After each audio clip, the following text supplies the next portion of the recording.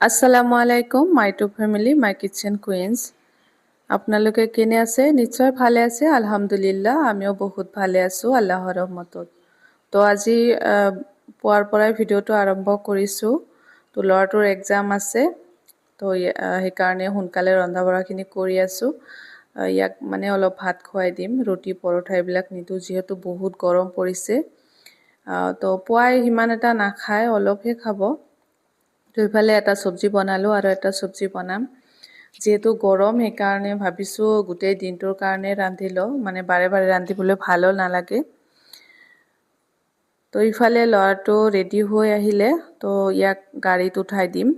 স্কুলৰ গাড়ী মানে মেইন হাই ৰোডত আহে, তো আমাৰ ঘৰৰ পৰা 3-4 মিনিট হ'ব আৰু। তো ইফালে গাড়ীটো 2 মিনিট আগতে গুচি আহিলে, সেইকাৰণে সি অলপ দৌৰি যাব লগা হ'ল। যিহেতু এক্সামৰ সময় সেইকাৰণে গাড়ীবিলাক মানে অলপ অগা পিছাকৈ আহে, ফিক্স টাইম নহয়, মানে অলপ কেতিয়াবা দেৰি হয় আৰু কেতিয়াবা অলপ আগতে আহে। তো আজি অলপ আগতে আহিলে সেইকাৰণে সি দৌৰি দৌৰি যাই গাড়ীত উঠিলে। তো সি গাড়ী উঠাৰ পিছত মই এতিয়া ঘৰত যাই ঘৰৰ কামখিনি কৰিম। আৰু ইফালে ৰাস্তাত মানে হাঁহৰ চানাবিলাকে গা ধুই আছিলে, তো দেখি বহুত ভাল লাগিলে, সেইকাৰণে ভাবিলোঁ অলপ ভিডিঅ' কৰি লওঁ। তো এইবিলাক দেখিবলৈহে ভাল, পুহিবলৈ বহুত কষ্ট আৰু লেতেৰাও হয়। এতিয়া মই ঘৰ আহি পালোহিয়ে। তো আমাৰ ঘৰৰ আগফালৰ মানে কালাৰবিলাক ইমান বেয়া হৈছে, দেখিবলৈ বহুত বেয়া হৈছে।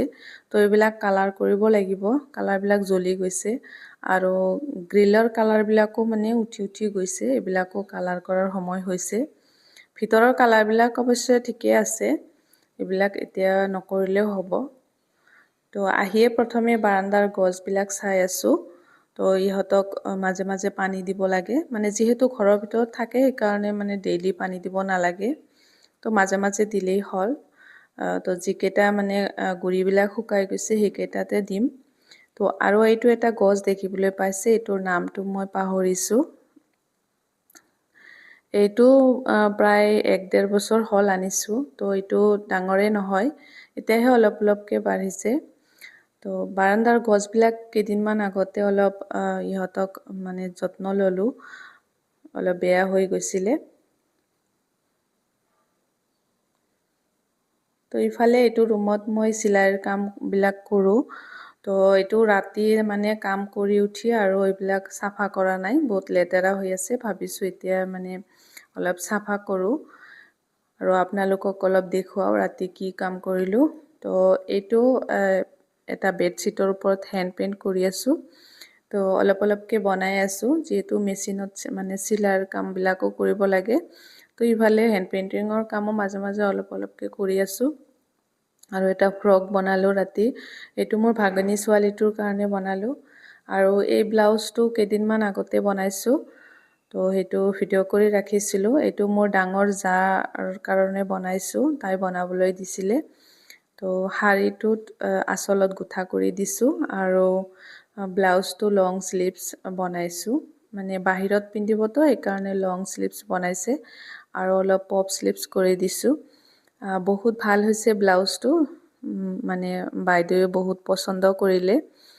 আৰু ব্লাউজৰ যিটো মানে পিচ আছিলে শাড়ীৰ লগত, সেইটো যিটো পাৰি আছিলে সেইটো কাটি এইটোত লগাই দিছোঁ। ব্লাউজৰ যিটো পিচ সেইটো কিন্তু বেলেগকৈ কাপোৰ কিনি বনাইছোঁ, যিহেতু লং স্লিভছ বনোৱা হৈছে। মানে শাড়ীৰ লগত যিটো কাপোৰ থাকে সেইটোৰে লং স্লিভছ নহয়, আৰু যিহেতু ব্লাউজটো হেভি হয় আৰু পাৰিটো পিঠিটো অলপ মানে লগাই দিছোঁ, ডিজাইন কৰি দিছোঁ আৰু লেজ দিছোঁ। তো বাইদেৱে ডিজাইনটো কৰাৰ কাৰণে কৈছে যে এইটো কিয় দিছা, যিহেতু হিজাব বা ওড়না লয় সেইকাৰণে মানে এইটো দেখা নাযায়, সেইকাৰণে মই কৈছোঁ ভাল লাগিছে সেইকাৰণে দিছোঁ আৰু দেখা যোৱাৰ কথা নাই।